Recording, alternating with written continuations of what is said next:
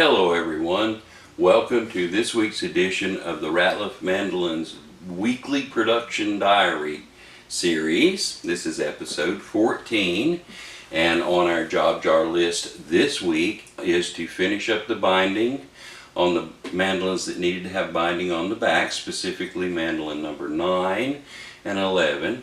Clean out all the excess glue, squeeze out, and get everything shaped and ready, and to move on to the next step, which is to get the fretboards put on. And another goal for this week is to put a fretboard on mandolin number 1. And the steps that it's going to take to get us that far is we need to clean the top up really well, install the fretboard extender here, that little wooden piece that tongues out underneath the bottom of the fretboard, install the truss rod, and then glue on the fretboard itself. It's Monday morning.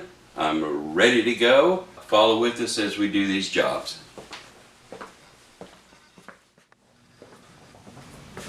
So let's glue the binding on number 9 first. We're going to glue 2 pieces at the same time.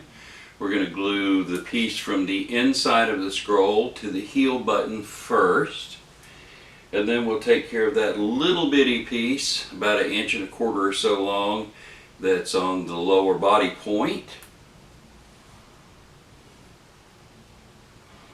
And after that we'll move on to mandolin number 11, and I'll give you a good close-up of those same 2 pieces going on mandolin number 11.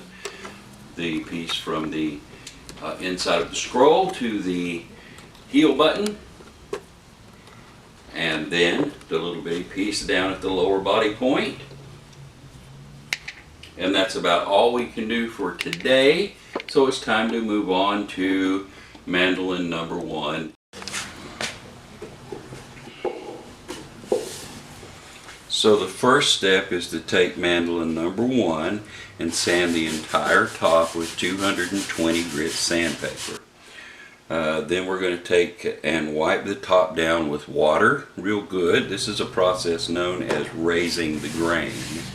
What happens is the water swells out any compressed grain, kind of brings any imperfections to the surface, and then after you let that dry and sand it one more time with 220 grit, you're pretty much assured that you have a nice clean surface to apply the finish to.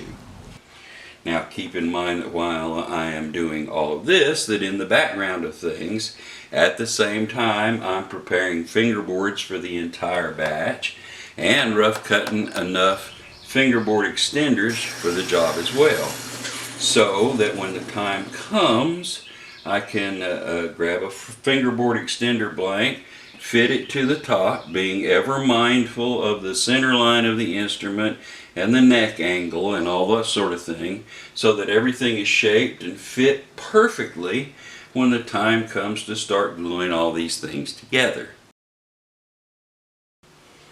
So after the glue dries and we take the mandolin out of the jig where we have glued on the fretboard extender, it is time to put in the truss rod. There's 3 components involved here. Obviously the truss rod itself, and then there's this little intricately shaped piece of wood that fits down over the top of the truss rod and sort of caps it and glues it into the slot. And then a little piece of, believe it or not, plastic drinking straw that I slip over the threaded end of the truss rod to keep it from getting all glued down in there and messing things up. The truss rod is put into the slot. The plastic drinking straw is slipped over the end of it. Glue is spread on the wooden piece. Everything is assembled. The wooden piece is slipped down on top of the truss rod and sort of clamped into place. And believe it or not, that's as simple as it gets. You're done. Once that's all dried, all we have to do is make sure that all of the gluing surface is level. Carve out those little tabs on the fretboard extender. Spread some glue. Take it to the clamping jig. Clamp it in. And we now have the first fretboard of the first mandolin in this batch glued on. oval number 1 here. The only thing that's really left is the peghead overlay, and we should be ready to prep this one for finish. Now, it was sort of a slow week. I had a lot of interruptions and everything.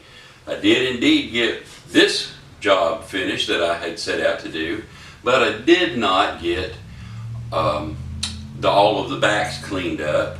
Numbers 9 and 11, I did get all of the binding glued on, but they're still in the binding jig, so that'll be part of next week's chores, will be to get those out, and hopefully we'll get some finish on this one, or at least get it really close. So check back with us for next week's edition. Thank you so much for spending your time with us. Hit the like and subscribe button, and we'll look for you in future videos.